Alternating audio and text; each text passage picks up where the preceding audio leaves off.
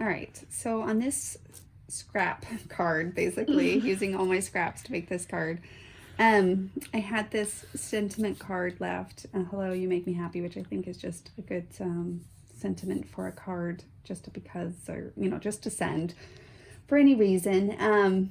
So I fold the top over just a little bit, and I thought that that would pop a little bit of color from the back side of that card. And then I took the doodle sheet and traced out this top part. So instead of it having going all the way across, I just traced that little top part out of a very small scraps of paper that I had left. So I was able to pull that in. I'm working very minimal scraps here at this point. And then I'm thinking adding a little heart, maybe even I'll do 2 hearts. I haven't decided yet.